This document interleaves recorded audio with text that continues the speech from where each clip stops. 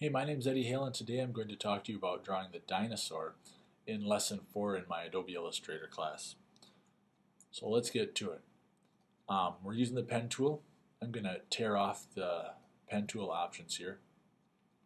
I'm going to start by drawing the ground. Here's the ground. I'm going to click there, hold the Shift key, and click here. There's the ground for my dinosaur to stand on. Now I'm going to start with his nose for no good reason. Here's his nose. Here's his forehead. Over his forehead is his head touches his body, and this is the first place where I want you to break the direction handles of these curve points. These were all drags here. This was a drag, and now I'm going to break this direction handle and tell the path to go back this way with a lot of strength.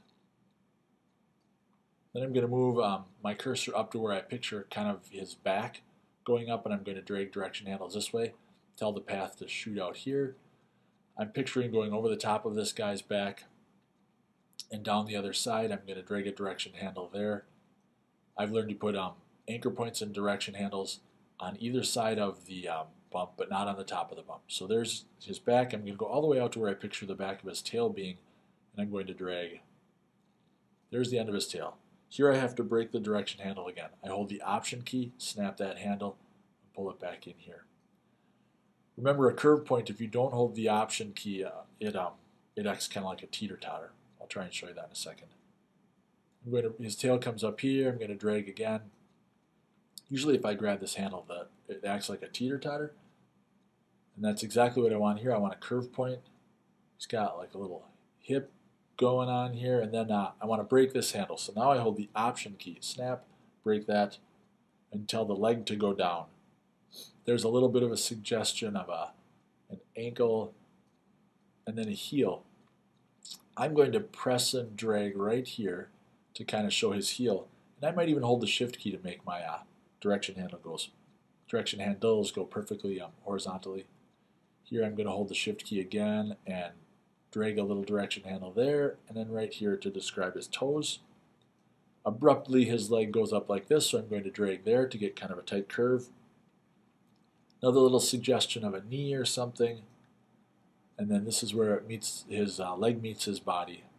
So a little character in there with a lot of little anchor points. Here's a corner point. I have to hold the Option key and break this handle, and his belly goes out kind of like that. I drag here, hold the Option key and break this handle again, and tell the Illustrator to turn the path down this way. I'm going to drag here to describe the back of his leg, and then I'm going to drag here again perfectly horizontally by holding the Shift key. Little suggestion of a heel there. Then I got a little. Hold the Shift key again to drag there, and drag here to describe his toes. Go up his body. This is a curve point here where his leg connects to his body, but then he's got sort of a shoulders here, and I want a corner point here again. So I'm going to hold the Option key and break that direction handle. Come up here to his, finish his neck off here, and then I break this again, and I want a little suggestion of maybe a jaw here.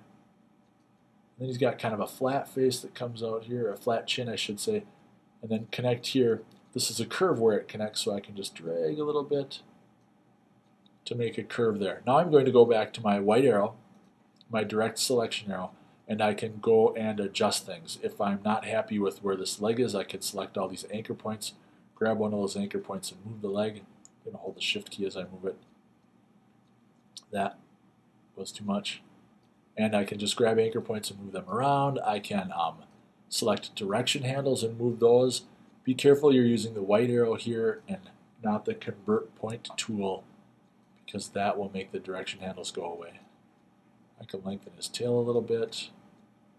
So there, that's how you draw him. Then you can go in and fine-tune him on your own. I guess he does need, I'm going to switch to the pen tool. He needs a little eye here. I've read that a lot of illustrators, when they draw, will, to avoid things like this pointy point here that seems real machine-generated, and the square ends on the end of this eye here, they'll select this, and they'll go to their swatches, or they'll go to their stroke panel, and they'll tell the end points to be round corners, and round endpoints, and that'll make it just feel a little bit more organic. And it'll have round ends there, and anywhere it meets here will be round instead of pointy. All right, thanks for listening.